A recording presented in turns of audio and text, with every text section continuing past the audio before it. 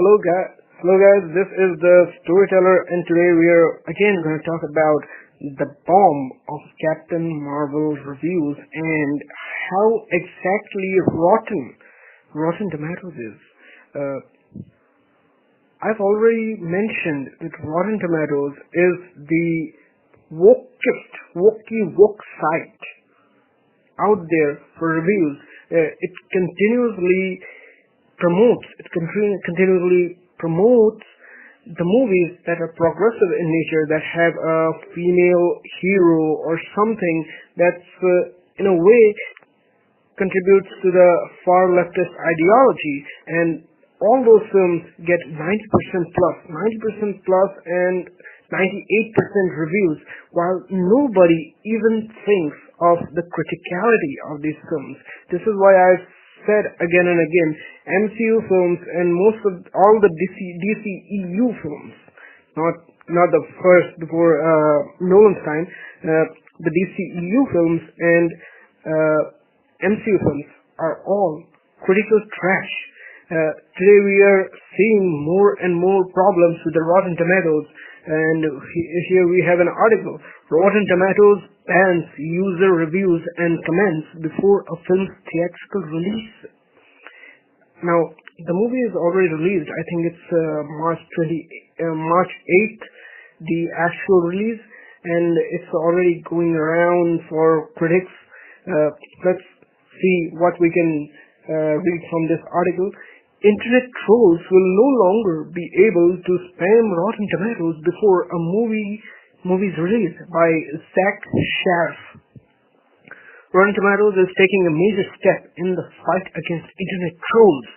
The company has announced a new initiative to modernize its audience rating system through a series of product enhancements, the first of which includes banning user reviews and comments prior to a movie's theatrical release. Wow. Just so as to save your progressive butt, you are banning user reviews before theatrical release. Okay. Getting rid of pre-release reviews and comments will help reduce the volume of internet assigning negative notices before a movie comes out. Earlier this month, Captain Marvel was the target of negative pre-release user comments. Now, why wouldn't anybody say that Captain Marvel is negative? I mean, its actress goes out openly saying racist and sexist things. I mean, who wouldn't? Rotten Tomatoes is not banning user reviews and comments entirely, as that functionality will be available once the movie releases into theaters. However, getting rid of them before a film's release will help support healthier narratives as inclusive. That word is, whenever somebody says inclusive, it's actually meaning replacing a core audience. Inclusive blockbusters like Captain Marvel. Captain Marvel is not an inclusive blockbuster. It is a replacing blockbuster. It replaces its core audience. Captain Marvel gear up for the release. Negative user interactions have already created a narrative around Captain Marvel in which sexist backlash must be overcome. Oh my God. Sexist backlash. In the case of Captain Marvel, the negative pre-release comments were entirely unfounded, as the movie has not yet screened outside of select press screenings in New York and LA. Critics have seen the film and mostly raved about it. Seriously, I've just the other day given a ton of negative reviews. I read from their websites they gave negative reviews. Everybody said it was average. There's nothing you can do about it. As seen in the film's strong first reactions. My ass. Over the past few years, Rotten Tomatoes has been evolving into a robust movie and TV show recommendations as set by its executive Ara Nalbandine. we continue to invest in our product to deliver useful and relevant resources for fans and are in development in new tools to help fans express their opinions and connect with others. I mean, there is so much shilling for this Captain Marvel movie. I can't believe it.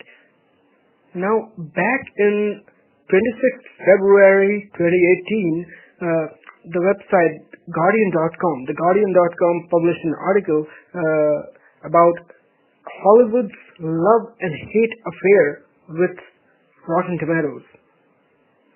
So Rotten Tomatoes was first made by a guy named Sen Duong 20 years ago so that he can jot down all the reviews from every review site on one place. Rotten Tomatoes review aggregation has turned out to be super useful, particularly as it boils all those reviews down to a single convenient percentage score. It then boils down that score even further to a simple graphic of a tomato. The ripeness of the tomato signifies the goodness of the movie. Today, movies supposedly live or die. I'm reading from this article. Movies supposedly live or die by the ripeness of that virtual fruit. RT, Rotten Tomatoes, has become the one movie site to aggregate them all.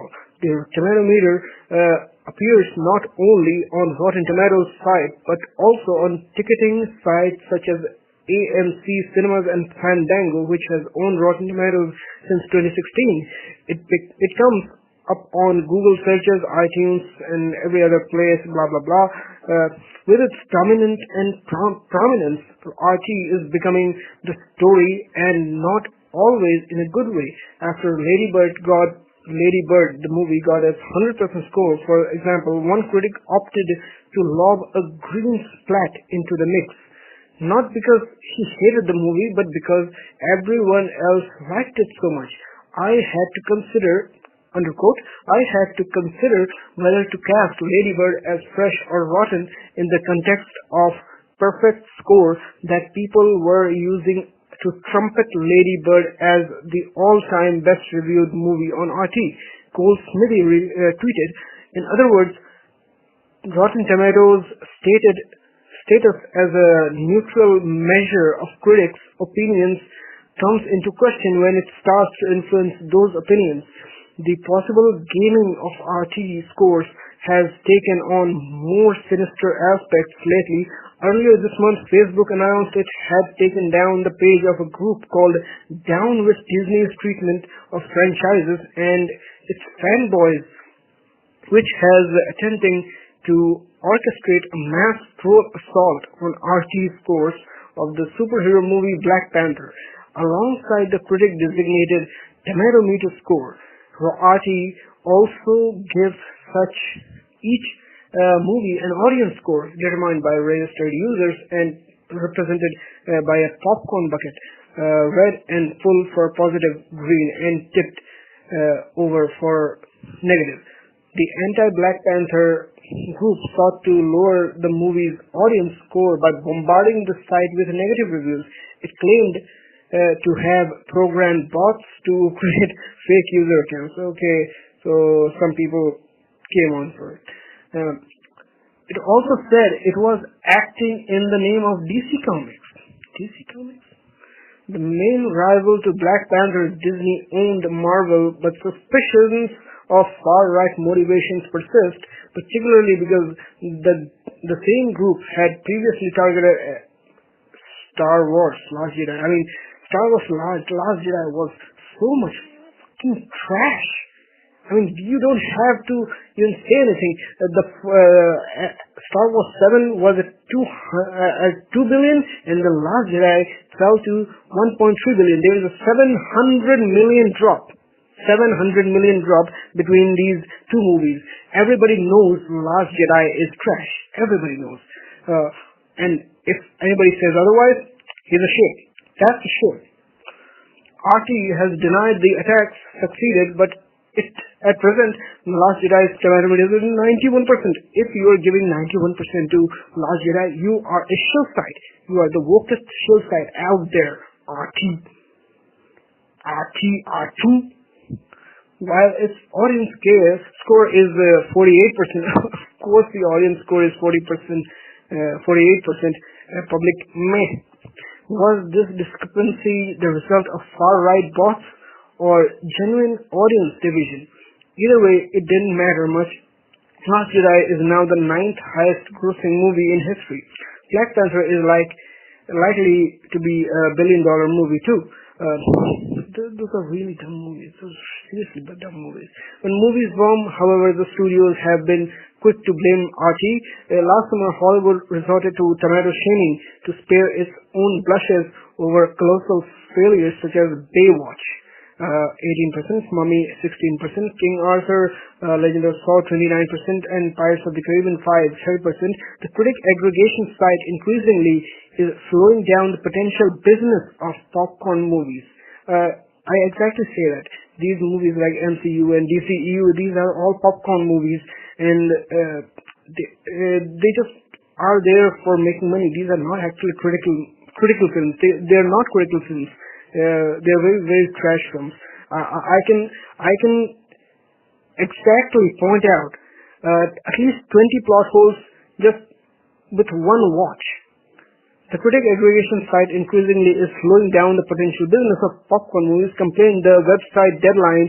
Director Brett Ratner called Rotten Tomatoes the worst thing we have in today's movie culture and the destruction of our business.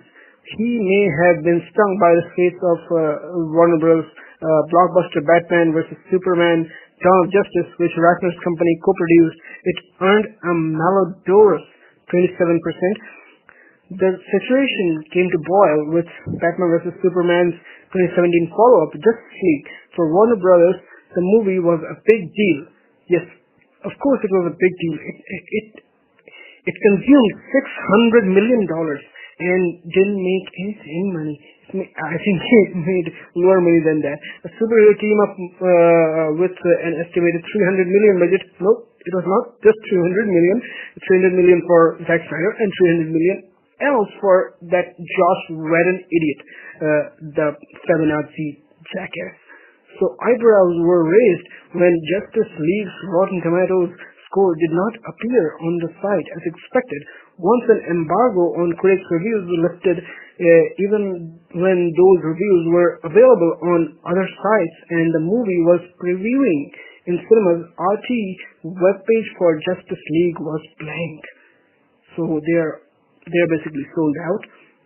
Instead, the excuse ran, Justice League's score was to be announced on RT's new web show, See It or Skip It, in which presenters provide context and conversation around the movie of the week before revealing its all-important tomato meter score. For Justice League, the score was a decidedly unripe 43%. By the time it appeared on the website, it had dropped to 40%.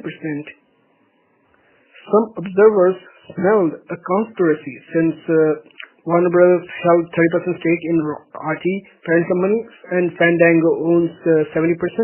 RT, however, denied Warner Bros. Had anything to do with the decision. We are, under quote, we are absolutely autonomous. They say there is no outside influence. Whatever. So they're explaining how RT is autonomous and there is no corruption in it, and these parent companies, Universal and Warner Bros. Cannot affect them. But we are seeing problems in there. It also says that Wonder Woman's rating was 92% and on RT, and Warner Bros.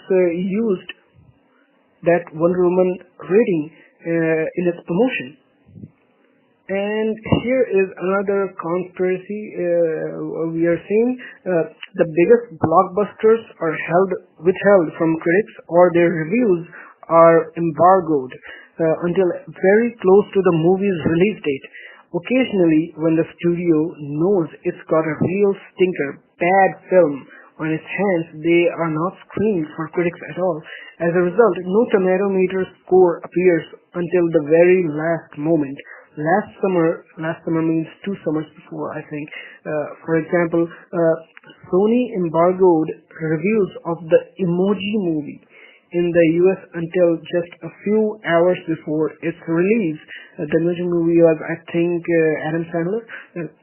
Critics gave the movie an RT score of just 6%, but it achieved a healthy opening weekend of 24.5 million in US.